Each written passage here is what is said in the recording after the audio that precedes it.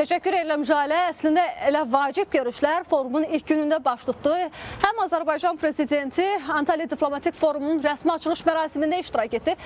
Çıxış olmadı, sadəcə olaraq bu bir iştirak idi. Amma önəmli nüans ondan ibarət idi ki, Azərbaycan prezidenti elə foruma qədər və forumdan sonra çox maraqlı görüşlər keçirdi. Təxminən bu saata qədər 5 dövlət başçısı ilə bir araya gəldi. Türkiyə prezidenti Recep Tayyip Erdoğan, eyni zamanda Gürcüstanın baş naziri İrakli Kobaxidze, Şimali Kipr Türk Cumhuriyyətinin prezidenti Ersin Tatar və Suriya Keçid Hökumətinin rəhbəri Əhməd Əşşaray eyni zamanda Sudan lideri ilə görüşdü. Təbii ki, bu görüşlərin hər biri önəmlidir, amma xüsusi olaraq ilk dəfə baş tutduğu üçün ən yaxından izlənilən və maraqla gözlənilən görüş də Azərbaycan və Suriya Keçid Hökuməti liderinin görüşü idi Əhməd Əşşaray arasında.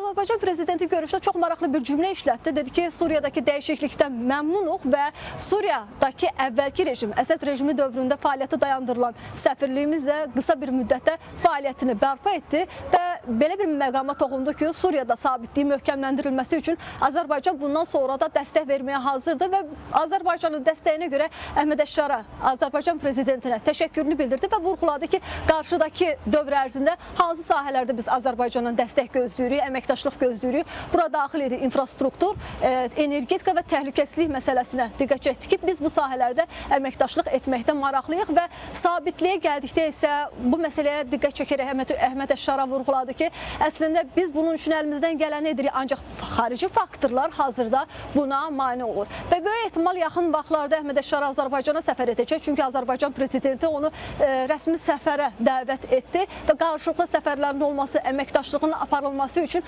razılıq da əldə olundu. Burada xüsusən də Suriya, Türkiyə və Azərbaycan üçbucağına diqqət çəkildi ki, proseslər və müzakirələr bu üçtərəfli mexanizm şəklində davam etdirilsin. Bu təbii ki, Əhməd Əşşaray ilə olan görüşün gündəliyi idi və xüsusi olaraq diqqəti həm də Gürcüstanın baş naziri İrakli Kobaxidze ilə olan görüşə yönəltmək istəyirəm. Bugün regionda kifayət qədər ciddi hadisələr baş verir və bu məsələyə toxunan dövlət başçısı qeyd etdi ki, əslində region təlatümlü bir dövrdən keçir, xüsusən də geosiyasi hadisələr çox sürətlə dəyişir. Buna görə Azərbaycan və Gürcüstanın işbirliyi, həmrəyliyi kifayət qədər vacibdir və belə bir cümlə işlətdi ki, Cənubi Qafqazda kənar müdaxilənin olmasını biz istisna edirik. Yəni region məsələləri elə region ölkələri tərəfindən həll edilməlidir. Böyük ehtimal xüsusən də Azərbaycan və Ermənistan məsələsində yalnız üçüncü bir tərəfə ehtiyac olmadığına eyham vurdu Azərbaycan prezidenti. Türkiyə prezidenti Recep Tayyip Erdoğan'la da görüşdü prezident İlham Əliyev və burada da masada 3 mövzu var idi. Cənubi Qafqaz, Yaxın Şərq və eyni zamanda əməkdaşlıq məsələsindən danışıldı.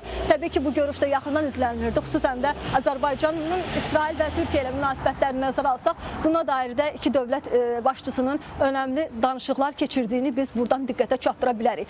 Bu görüşün, daha doğrusu forumun ilk günündə başlananlar idi, baş verənlər idi. Sabah ölkə başçısının proqramında hələ ki hər hansı bir görüşün olduğuna dair məlumat yoxdur, amma sabahki görüşdə diplomatlar danışacaq, yəni liderlərlə yanaşı diplomatların danışığı nəzərdə tutulur. Bizim üçün önəmli olan nüans ondan ibarətdir ki, Cənubi Qafqazda əməkdaşlıq üçün çağırışlar və imkanlar mövzusunda bir panel müzakirəsi keçiriləcək və bu panel müzakirəsi çərçivəsində 5 aydan sonra Azərbaycan və Ermənistan Xarici İşlər Nazirləri bir araya gələcək, amma birbaşa olmayacaq. Bunu bir daha vurğulayaq. 3 Qafqaz ölkəsinin Xarici İşlər Nazirləri görüşəcəklər, əməkdaşlıqdan danışacaqlar və bu prosesə mane olan səbəbləri ön plana çıxaracaqlar. Bizim üçün də vacibdir ki, 5 aydan sonra sülh sazişində 17 maddənin razılaşdırılmasından sonra bu görüş necə bir ab-havada keçəcək, xüsusən də təxribatların artdığı bir vaxtda ortaq məxrəcə gəlmək mümkün olacaqmı, yoxsa necə?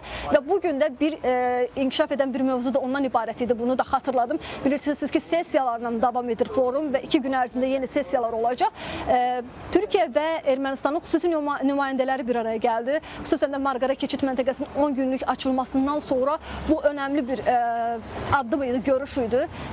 Görüşün detalları açıqlanmadı, sadəcə ona diqqət çəkildi ki, çox yaxşı bir danışıq həyata keçirildi. Amma nədə razılaşıldı, nələr müzakirəyə açıq oldu və yaxud bununla bağlı hələ ki təfərrüatlar bəlli deyil. Bəli, bugünün gündəmi demək olar ki, bundan ibarət idi.